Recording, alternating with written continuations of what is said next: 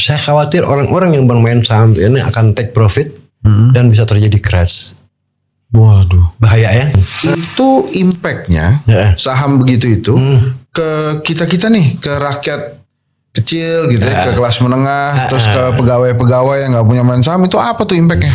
Nah, Purbaya berusaha menyuntik lagi dana kan lucu. Orang udah kelebihan likuiditas dikasih lagi likuiditas gitu kan ya. Nah, ini yang saya protes terhadap Purbaya bahwa kebijakan itu salah gitu. Iya. Jangan anggap 2026 akan lebih baik dari 2025. Semoga tajir. Apa yang harus dilakukan? Jadi semoga tajir, ini harus dilakukan. Nah, apa tuh kira-kira?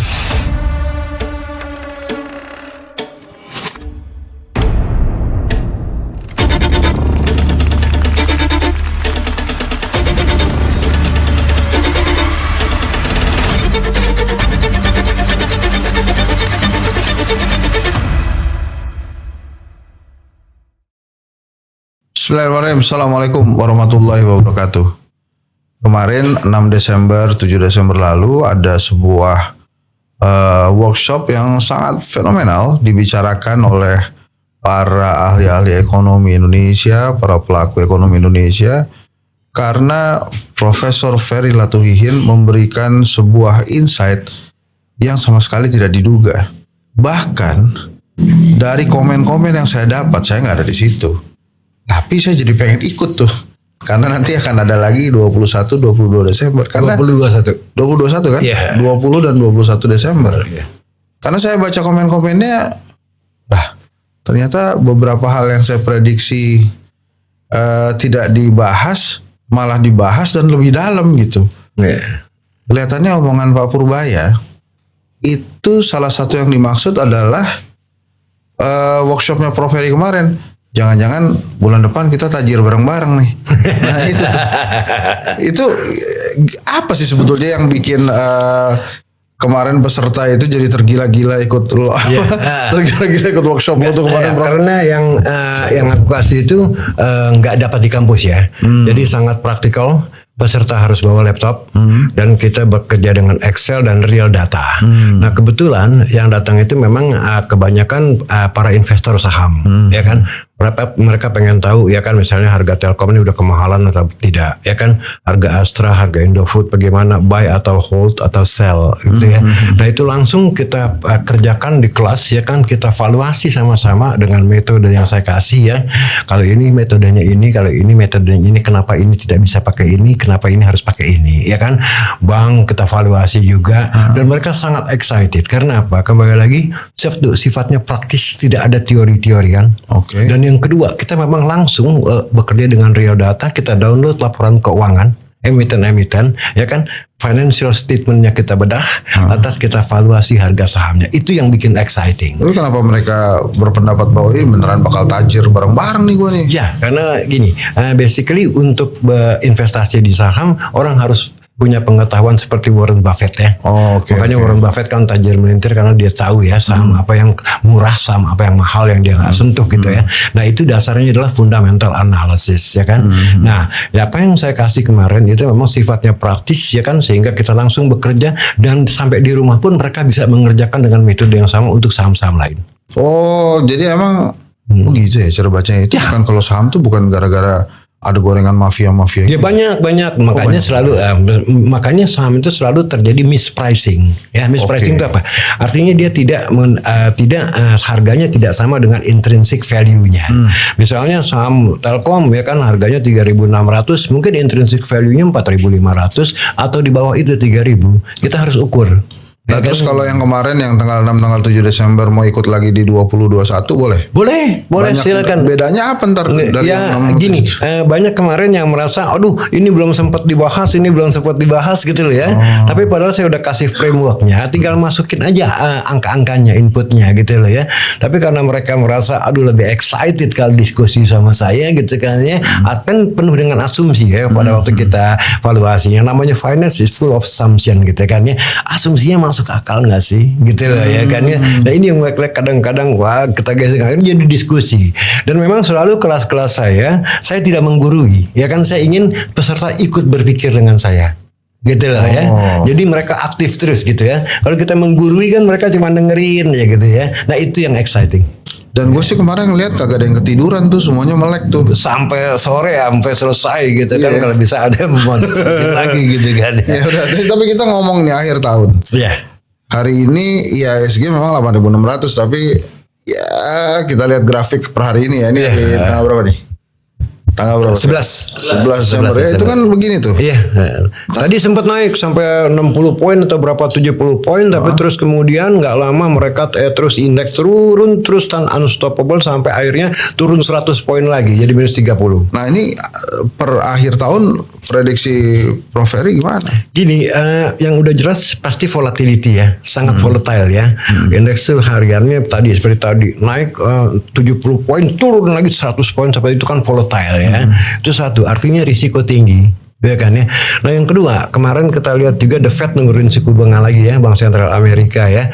Tapi kita lihat tadi ya kan rupiah ternyata nggak menguat ya. Biasanya kan kalau The Fed nurunin rupiah menguat ya. Kalau The Fed naikin rupiah melemah gitu kan ya. Nah ternyata tadi rupiah tetap aja melemah terhadap US dollar ya kan ya. Nah itu indikasi bahwa fundamental ekonomi kita menjadi masalah oleh pemain saham ya. Nah yang kedua kita lihat juga saham-saham yang berterbangan ya selama ini yang menopang indeks sampai ke 8.700 itu saham-saham yang tidak representing the economy. Ya sebab yang representing the economy itu biasanya bank ya, itu nomor satu bos, ya kan, bank, Indofood, ya kan, Astra, ini memang saham-saham yang kalau Astra misalnya penjualan mobil naik apa enggak, penjualan motor naik apa enggak gitu kan ya. Nah terutama bank-bank itu bank mandiri big four ya, BCA, BNI, BRI itu semua under pressure. Nah sedangkan ekonomi kita kan bank dependent. Ya kan? Nah artinya apa? Kita lihat credit growth memang turun ya, sampai ke 7% ya. Artinya memang ekonomi kita undisbursed loan juga tinggi sekali ya, 2.475 kalau nggak salah berdasarkan rilis 2.475 triliun berdasarkan rilis Bank Indonesia gitu ya. Nah, artinya memang outlook ekonomi kita ke depan ya itu memang tidak baik-baik saja. Nah indeks ditopang oleh saham-saham yang price earning rasionya seperti Brand misalnya ya, itu kan PE rasionya 400 loh. Itu udah bubble banget ya. Nah saya khawatir kalau nanya akhir tahun, saya khawatir orang-orang yang bermain saham ini akan take profit dan bisa terjadi crash. Waduh, Bahaya ya. Tunggu. Ini kan nonton saya juga ada beberapa dan banyak yang nggak main saham. Itu impactnya saham begitu itu ke kita nih, ke rakyat kecil gitu ya, ke kelas menengah, terus ke pegawai-pegawai yang nggak punya main saham, itu apa tuh impactnya? Gini, kita nggak ada itu sebetulnya kalau di pasar modal yang maju seperti di Amerika ada yang namanya wealth effect ya, efek kekayaan. Tapi karena pasar modal kita itu masih kecil dan tidak semua orang main saham ya, ya kan tadi seperti Bang Hensat bilang, efeknya ke kita nih yang nggak main saham apa gitu kan? Nah efeknya tidak langsung, artinya apa? Ini kalau sampai market crash itu udah satu kondisi yang menyatakan bahwa ekonomi kita memang tidak baik-baik saja. Gitu ya. Ya kita lihatlah tadi ya beberapa indikator ya. Misalnya tadi credit growth ya kan turun sampai ke single digit tuh jarang. Nah, kalau ekonomi memang benar tumbuh 5%, biasanya korelasinya adalah credit growth tuh di atas 10% bos. Jadi kalau dikeluarkan angka 5,12 atau 5,04%, sementara kita tahu credit growth cuma 7%, angka itu sangat suspek gitu loh ya. Dan kenyataan sehari-hari kita lihat bagaimana ya, susah cari kerja, PHK masih keep rolling down the street ya kan ya. Bahkan ada satu lowongan untuk 2 orang jadi waitress aja di satu restoran yang datang 100 orang, 200 orang yang ngelamar ya. Saking hopelessnya ya. Kalau ada job fair kita lihat ya, orang dari jauh-jauh ya, kasihan loh panas-panas ngantri gitu kan ya. Saking mereka hopeless gitu ya. Nah ini menandakan bahwa ekonomi kita memang tidak baik-baik saja gitu loh ya. Nah ini across the board semua orang kena bos, bahkan bukan cuma middle class aja ya. Ya saya golf ya, itu lapangan golf sepi di mana-mana ya kan, artinya apa? Golf class itu orang kan kelas atas ya, itu aja udah kena katanya 21% daya belinya gitu loh ya. Mungkin mereka pebisnis ya, bisnisnya mungkin turun ya kan ya. Ada beberapa teman juga ditawarin kredit sama banknya, dipaksa-paksa ya pinjam, ambil aja lah, tarik dulu 50M 3 bulan pulangin lagi ya. Mereka bilang nggak, untuk apa saya tarik kredit dari bank? Oh nggak ada project kok. Nggak ada bisnis juga Nggak ya. ada dia juga. Ngapain saya ngambil kredit? Nah, makanya undisbursed loan kita tuh sangat tinggi sekali. Nah, Purbaya berusaha menyuntik lagi dana kan lucu. Orang udah kelebihan likuiditas dikasih lagi likuiditas gitu kan ya. Nah, ini yang saya protes terhadap Purbaya bahwa kebijakan itu salah gitu loh. Iya, Prof ngomong lah. Hati-hati nanti bank-bank pada tutup setelah jam 15. Jam 5 sore. Setelah jam 17 pada tutup tuh bank-bank. Emang gitu wah. Deg-degan aja. Nah, tapi gini Prof, itu kan tadi tentang IHSG, ini akhir tahun ya. Tolong dong kasih juga masukan buat kelas menengah sama kelas ya yang levelnya hampir menengah atau yang tabungannya ngepas-ngepas. Ini di akhir tahun nih mesti siap-siap apa sih menghadapi ekonomi akhir tahun nih?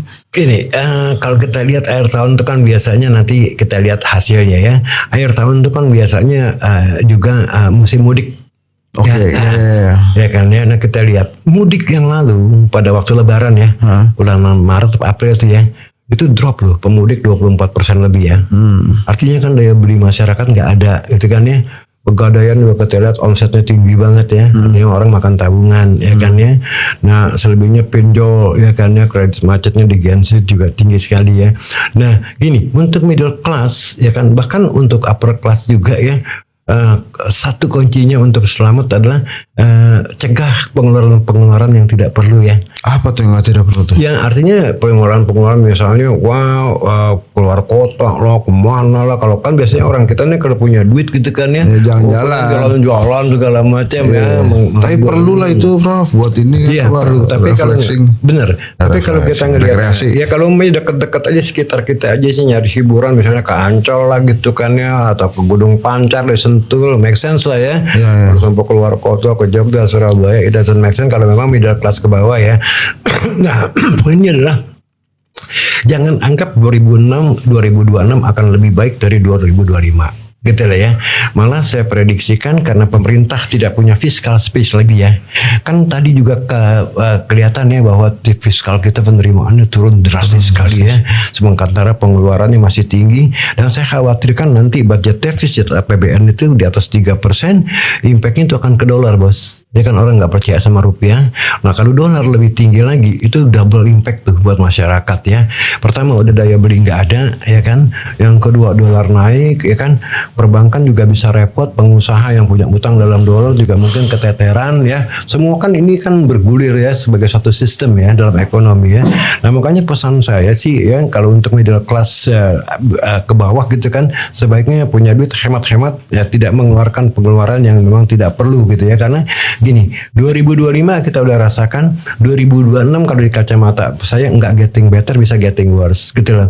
Bahkan saya prediksi kuartal ketiga tahun depan itu bisa-bisa pertumbuhan ekonomi kurang dari 3%. Nah ini bahaya sekali sebab 5% aja tidak bisa absorb the labor force ya, tenaga kerja ya, apalagi less than 3%. Pasti akan banyak pengangguran gitu kan ya. Nah pengangguran di kita biasanya lari ke informal sektor. Ini kan biasanya ada yang jadi ya banyak lah yang kita tahu lah bahwa banyak yang jadi Gojek driver ya kan ya, atau Grab driver bawa mobil segala macam, tapi at least mereka adalah muntahan dari formal sektor yang tidak bisa kemana-mana. Akhirnya mereka harus accept ya kan, ya udahlah gue narik Gojek aja lah atau narik Grab gitu kan ya supaya bisa survive gitu kan ya. Nah kayak gini-gini nih kadang-kadang tidak tercatat sebagai pengangguran gitu, padahal mereka udah keluar dari labor market gitu kan ya. Nah pada kenyataannya sebetulnya kalau mau ngomong real gitu kan ya, tingkat pengangguran kita seharusnya jauh lebih tinggi dari apa yang tercatat di BPS. Gini Prof, nih gue mau ngasih judul Semoga Tajir. Apa yang harus dilakukan? Jadi semoga tajir ini harus dilakukan. Nah apa tuh kira-kira? Gini, di mana-mana orang menjadi tajir kalau paham investasi ya. Di mana-mana ya. Oke. Bahkan kita ketinggalan loh dibandingkan sama Manila. Nah di Manila itu sopir taksi udah investasi saham. Oh nggak apa-apa ya Prof? Kalau sopir taksi investasi nggak apa-apa, itu nggak apa-apa. Kan bisa dengar. Nggak kan gini nih. Wah nih investasi saham-saham nih cuma buat golongan orang-orang berduit nih, manajer ke atas gitu. Nah, sekarang istilahnya dengan teknologi teknologi IT ya, terus ada aplikasi itu basically dengan modal 10.000 aja orang udah bisa beli reksadana loh sekarang. Daripada main pinjol ya, main judi online ya. Judi online. Mendingan main reksadana ya. Ya kan kemarin banyak teman-teman saya kasih tips ya beli saham ini kan udah cuan kan. Iya cuan. Dapat gua cuan nih. Oke bisa beli baju baru. Kagak kaos lagi. Iya memang kita ketinggalan ya. Kalau mau tajir kuncinya satu harus paham investasi ya kan, karena kembali lagi kalau nabung juga kan nggak ada bunganya ya, cuma 2% paling ya kalau kita pakai kita taruh uang kita di bank ya, bukan deposito sih artinya ya itu kayak semacam nggak nyampe 2% lah ya kita taruh di bank gitu kan. Nah kalau bisa investasi di saham ya kadang-kadang kalau memang kita tahu saham yang bagus itu bisa puluhan bahkan ratusan persen. Apa yang aneh dari IHSG kita ini, Prof? Kan tadi kita sempat bahas lah ya pas offline tuh. Kok ini saham-saham yang dimiliki para pesohor petajir-tajir Indonesia nih tinggi semua nih, Prayogo. Ya karena floatingnya kecil bos. Rizal Bakri. Floatingnya kecil ya, kayak saham-saham Prayogo tuh saya kira floatingnya di bawah 10%. Jadi yang ada di publik tuh less than 10%. Maka gampang sekali diangkatnya karena kan nggak banyak ya. Jadi maksudnya tuh sahamnya dia lagi gitu. Ya. Bisa juga ya istilahnya ada market drivernya ya. Gitu kan kalau kayak saham Bakri dari dulu sih setahu saya ada drivernya gitu kan.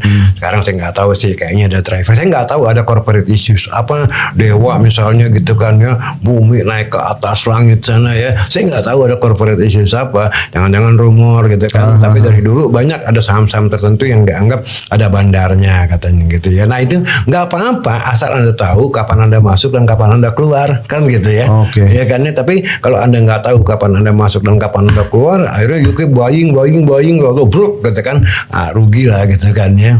Dan untuk main saham-saham seperti ini sebaiknya jangan terlalu gede. Ini balik lagi ke contoh yang di Manila tadi, kelas supir taksi, ya middle low income lah. Apa yang mesti mereka lihat dari sebelum mereka beli saham karena masih baru nih kan? Jangan-jangan baru mau download aplikasinya, punya uang 500.000 1 juta.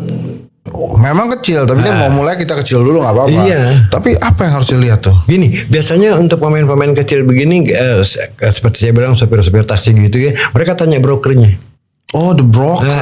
Brokernya lah, kan brokernya juga ngasih rilis ya saham ini rekomendasi gitu kan, buy atau sell. Kalau mereka nggak punya broker gimana? Iya kan sekarang walaupun sekarang aplikasi itu biasanya ada kilasannya bos, iya kan ya. Jadi mereka lihat di situ, ya saham ini naik nih, rupanya ceritanya seperti ini gitu ya. Nah tapi at least begini, walaupun Anda tidak terlalu paham dengan memulai, ya kan berinvestasi kecil-kecilan, Anda learning by doing gitu ya.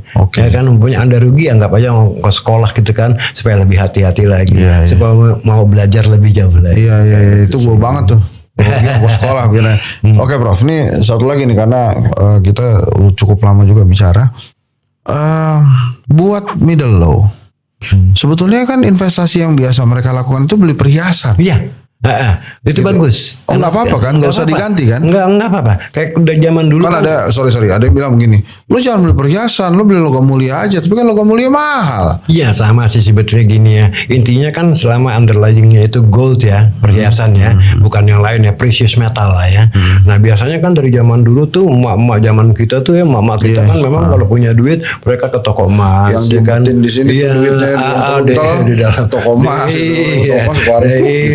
Gitu kan ya. Nah itu bagus sebetulnya. Mereka tuh istilahnya begini, in case mereka nggak punya duit, mereka bisa jual lagi dengan harga yang tidak jatuh. Kan gitu ya. Malah bisa untung ya kan. Nah sekarang bayangin loh, orang nggak pernah berpikir ya zaman yang 10 tahun yang lalu emak-emak tuh beli emas masih di bawah 1 juta. Sekarang udah 2 juta lebih bos. Itu udah double berkali-kali, hampir 3 juta loh. Punya tuh yang lain yang beli 300.000 segram tuh. Iya benar. Nah itu bagus itu mama. Nah itu habit orang Indonesia, orang India sama orang Cina. India sama Cina beli perhiasan. Iya senang emak-emaknya tuh kalau punya duit beli perhiasan. Walaupun emas merah tuh nggak apa-apa Prof. Kalau bisa Yang sih 70% itu. enggak, kalau bisa sih yang 23 24 karat. Oh 23 24 kecil-kecil nggak apa-apa, Nggak cuma lu apa-apa. beli deh Iya, gitu. dan itu memang nggak usah disuruh. Mereka tuh kayak ada semacam yang udah habit ya. Jadi wah ada uang lebih nih dari suami ya kan, udahlah beli anting-anting 1 gram 2 gram gitu kan ya. Iya, iya. Nah itu selain dipakai mereka seneng gitu kan. Biasanya kan kalau pakai emas tuh seneng ya ke rumah tetangga gitu kan. Iya. Gue punya emas lagi. Iya. Tapi itu sebetulnya saving juga gitu. Oke, tadi satu emas, yang kedua Prof. Ya yang kedua Investasi kalau middle punya- loan nih, orang middle loan nih. Kalau middle susah, nggak banyak optionnya ya.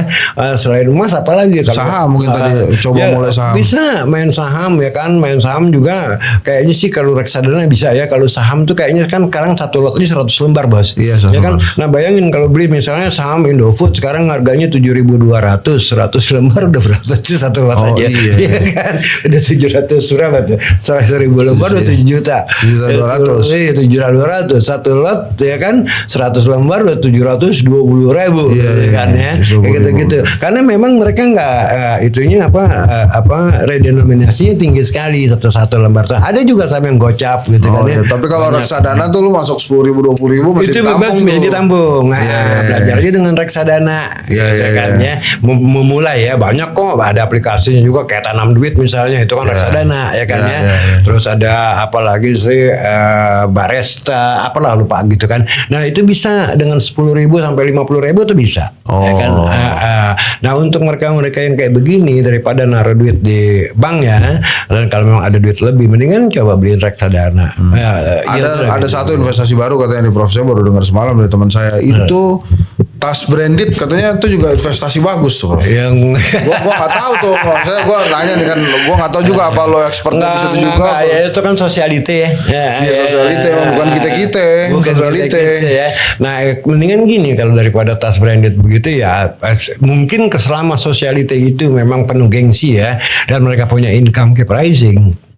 Sosialite kan bisa aja income-nya atau drop ya kan, karena ekonomi tidak menentu. Tapi kalau memang income-nya bisnisnya keep rising bisa jadi. Nah, tas branded itu memang salah satu investasi ya kan, karena apa? Dicetaknya kan jarang. Iya, Tas iya. branded kan nggak masuk kayak di Tanah Abang itu jutaan gitu Iya, ya. iya, iya. Cuman 1 piece 2 piece gitu kan ya. Wah orang kan gue punya barang yang langka nih Iya, ya kan.